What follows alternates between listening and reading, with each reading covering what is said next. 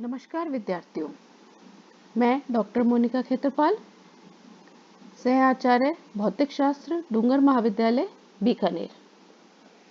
अपनी BSc part second के पाठ्यक्रम के अंदर हम तृतीय पेपर ऑप्टिक्स पढ़ रहे थे। ऑप्टिक्स के तृतीय पेपर में हम 2 यूनिट पूरे कर चुके हैं। थर्ड यूनिट हमारा लगभग कंप्लीशन पे है।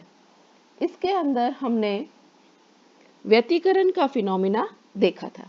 Interference phenomena we have studied. आज के लेक्चर में हम न्यूटन रिंग के बारे में देखेंगे। हमें पता है कि व्यतिकरण की घटना के लिए हमें कला संबंध स्रोत चाहिए। We need coherent sources so as to produce interference. व्यतिकरण की घटना के अंदर जो तरंगे हैं वो एक दूसरे के ऊपर अध्यारोपित होती हैं, तो हमें पर्दे के ऊपर या तो प्रदीप्त फ्रिंजें प्राप्त होती हैं या अदीप्त फ्रिंजें मिलती हैं। We get either dark fringes or bright fringes, and these type of fringes depend upon the phase difference of waves which are superimposing. तो हमारे पास यहाँ पर न्यूटन रिंग के अंदर एक फनाकार फिल्म बन रही है। A thin wedge shaped film is formed. ये मैं यहाँ इसको दर्शा रही हूँ। यहाँ पर एक फनाकार फिल्म प्राप्त हो रही है और इसके अंदर जो संरचना है, संरचना किस प्रकार की है इस एक्सपेरिमेंटल सेटअप की? यह एक कांच की प्लेट है। इस कांच की प्लेट के ऊपर जो P हमने कांच की प्लेट ली है, इसके ऊपर हम एक लेंस रख रहे हैं। लेंस L इस तरह से रखा है कि इसकी जो कर्व्ड सरफेस है, गोली सतह है, वो पट्टिका P के टच में आए। तो यहाँ पर P और L इन दोनों प्लेटों के मध्य एक फनाकार वायु की फिल्म बन जाती है। A wedge shaped film is formed between a glass plate and a lens. अब हम क्या कर रहे हैं? एक स्रोत ले रहे हैं प्रकाश का, विस्तृत प्रकाश का स्रोत लिया है। एक्सटेंडेड लाइट सोर्स S हम काम में ले रहे हैं। इस एक्सटेंडेड लाइट सोर्स के सामने 45 डिग्री के कोण के ऊपर हमने एक ग्लास की प्लेट G रखी है। इंक्लिनेशन है ग्लास प्लेट का 45 डिग्री। अब इंटरफेरेंस फ्रिंजेस को देखने के लिए हमने यहाँ पर ऊपर ये एक माइक्रोस्कोप काम में लिया है। ये हमारी इसकी संरचना है। अब हम क्या कर रहे हैं?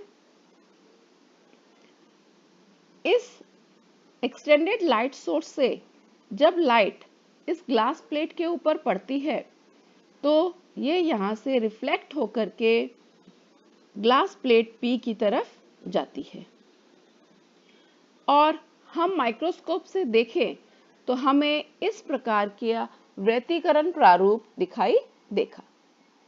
When light source from the source S fall on glass plate, from glass plate G they fall on plate P and interference fringes are observed in the microscope.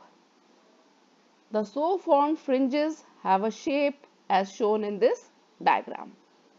We can see there are alternate bright and dark fringes.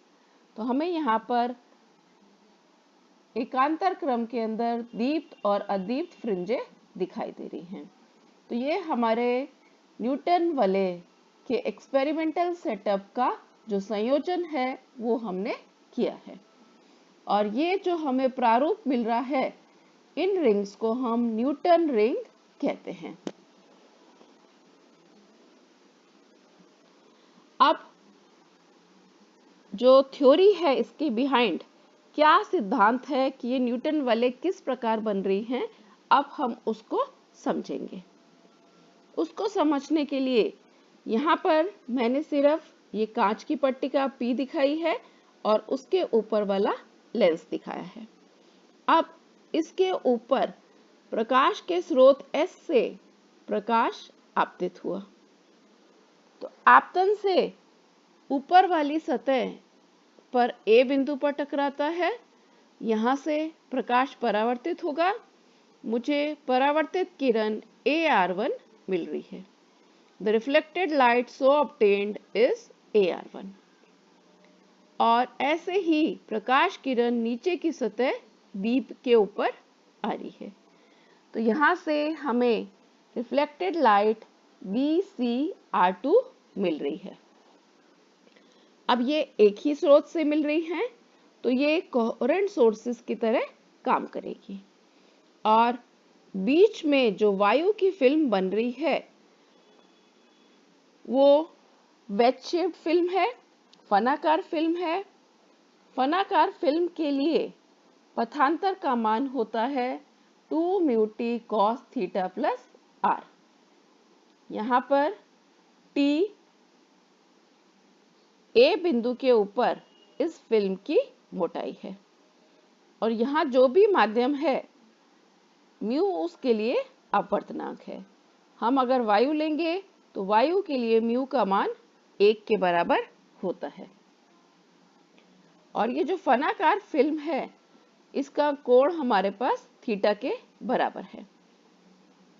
अगर मैं मानूं कि ये जो veg shape film बन रही है इसका कोण थीटा बहुत छोटा है और हमारे पास जो किरणें आ रही हैं आपतित किरणें, ये जो मैंने आपतित किरणें मानी हैं ये अभिलंब के अनुदिश आ रही हैं, तो आपतन कोण कितना हो गया 0 के बराबर। तो ऐसी स्थिति में थीटा का मान भी 0 है, लगभग अल्प है क्योंकि, तो cos थीटा प्लस आर का मान 1 के बराबर आ जाएगा। तो हम ऐसी स्थिति लें तो मेरे पास इन किरणों के मध्य पथांतर का मान आ गया डेल्टा 1 बराबर 2 म्यू टी के बराबर।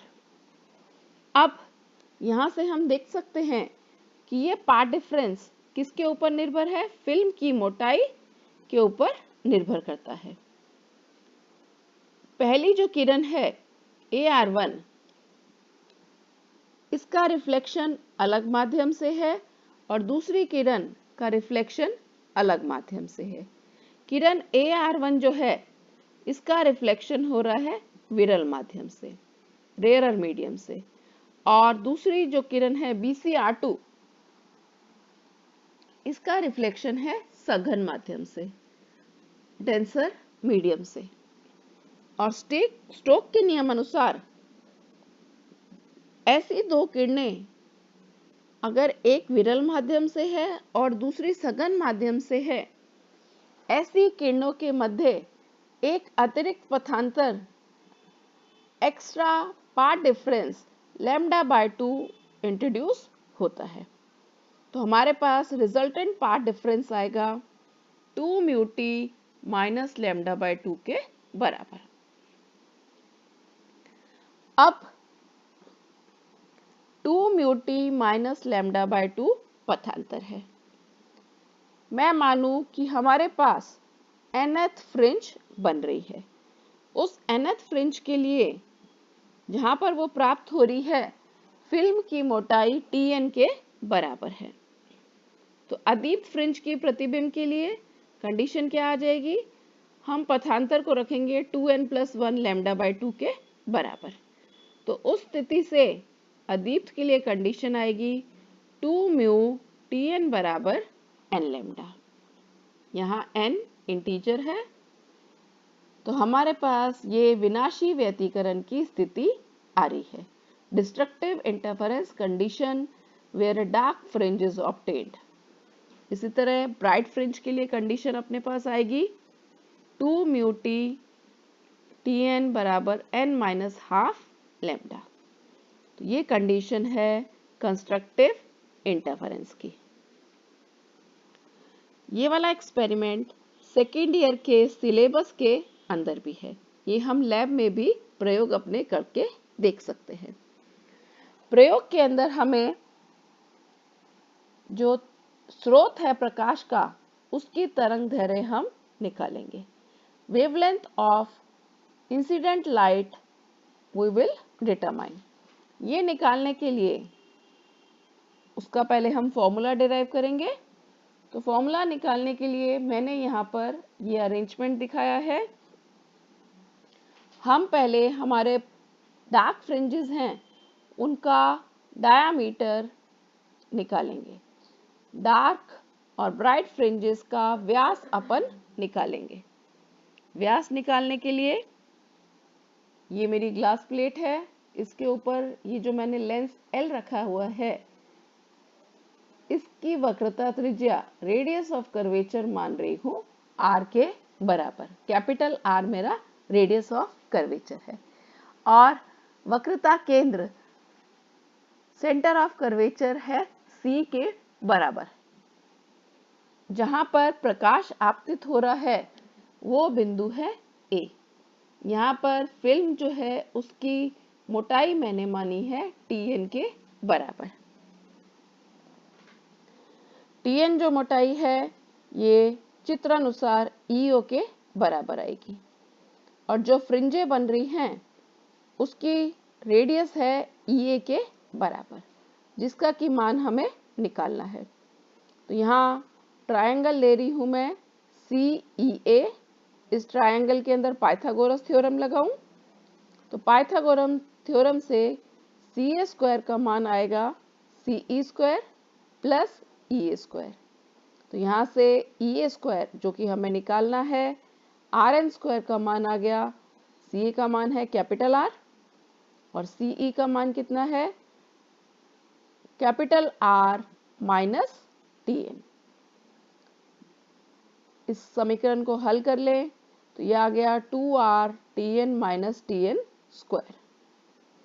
मैं मान रही हूं कि मेरे पास जो वायु की फिल्म बन रही है उसकी मोटाई TN कैपिटल R की तुलना में बहुत कम है, अर्थात R का मान TN से बहुत अधिक है। तो ऐसी स्थिति के अंदर TN स्क्वायर को मैं निग्लेक्ट कर दूं तो RN स्क्वायर का मान कितना आ गया, 2R TN के बराबर। तो यहाँ से मेरे पास nth फ्रिंज का रेडियस आ गया। तो व्यास कितना आ गया, 2RN के बराबर और RN का मान मैं यहाँ पर रख रही हूँ। तो यहाँ से व्यास आ गया। अब इस व्यास की कंडीशन से मैं ब्राइट और डार्क फ्रिंजेस के लिए अलग अलग फ्रिंजों का व्यास निकालूंगी। सबसे पहले हम अदीप्त के लिए निकाल रहे हैं। डार्क फ्रिंज के लिए डार्क फ्रिंज की कंडीशन हम निकाल चुके हैं, 2 म्यू TN बराबर n लैम्डा। यहाँ से TN का मान निकाल लें। TN का मान क्या आ गया, n लैम्डा अपॉन 2 म्यू। तो ये TN का मान n लैम्डा अपॉन 2 म्यू मैंने रख दिया। तो ये मेरे पास अदीप्त वलय का व्यास निकल गया। तो अदीप्त वलय का व्यास एक तो निर्भर करता है प्रकाश की तरंग दैर्ध्य पे, जो लेंस हमने लिया है उसकी वक्रता त्रिज्या पे, radius of curvature of lens, wavelength of light used, इसके ऊपर प्रकाश का व्यास निर्भर करता है। जैसे यहाँ हमने ब्राइट फ्रिंज के लिए निकाला है, ऐसा ही डायामीटर मैं डार्क फ्रिंजेस के लिए निकाल रही हूँ। ये मेरे पास ब्राइट फ्रिंजेस के लिए डायामीटर का मान आ गया। अब चूंकि मुझे व्यास के मान पता है, मैं फ्रिंज अंतराल फ्रिंज विड्थ का मान निकाल सकती हूँ। फ्रिंज विड्थ होती है दो पास वाली दीप्त या अदीप्त फ्रिंजों के मध्य की दूरी। तो फ्रिंज अंतराल का मान बीटा बराबर Rn+1 minus Rn, half Dn+1 minus Dn तो अदीप्त फ्रिंजों का फ्रिंज अंतराल बराबर आ जाएगा, dn+1 और dn का मान रख दूं तो मेरे पास ये सूत्र आ जाएगा अदीप्त फ्रिंजों के फ्रिंज अंतराल के लिए। यहाँ से ये स्पष्ट है कि जैसे जैसे हमारे पास न्यूटन रिंग की नंबर बढ़ेगा, n का मान बढ़ेगा, फ्रिंज अंतराल का मान भी कम होता जाएगा और फ्रिंजें अपनी समीप आती जाएंगी। जैसे हमने ये अदीप्त के लिए निकाला है, वही दीप्त के लिए इसी प्रकार हम निकाल सकते हैं। ये जो हमने गणना की है, ये हमने की है परावर्तित किरणों के लिए। ऐसे ही पारगमित किरणों के लिए सूत्र अपन निकालेंगे। पारगमित किरणों में क्या हो रहा है, ये जो दो किरणें आ रही हैं T1 और T2, इनके मध्य पथांतर बराबर है 2μt के बराबर। थीटा नगण्य हमने लिया हुआ है तो cos थीटा 1 रखा हुआ है।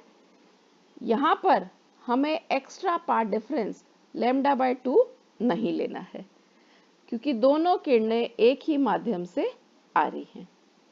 तो कंडीशन आ जाएगी डार्क फ्रिंज की 2μTn बराबर n+12 लैम्डा। इसी तरह ब्राइट फ्रिंज की कंडीशन आ जाएगी 2μTn बराबर n लैम्डा। तो जैसे हमने वलयों के व्यास परावर्तित किरणों के लिए निकाले हैं, ऐसे ही पारगमित किरणों के ये व्यास के सूत्र आएंगे। The formulas for diameter of reflected and transmitted rays is obtained in bright and dark fringes. यहाँ से ये जो सूत्र है, ये सूत्र है मेरे पास ट्रांसमिटेड रे के अदीप्त वलय के लिए। हम रिफ्लेक्टेड रे का सूत्र देखें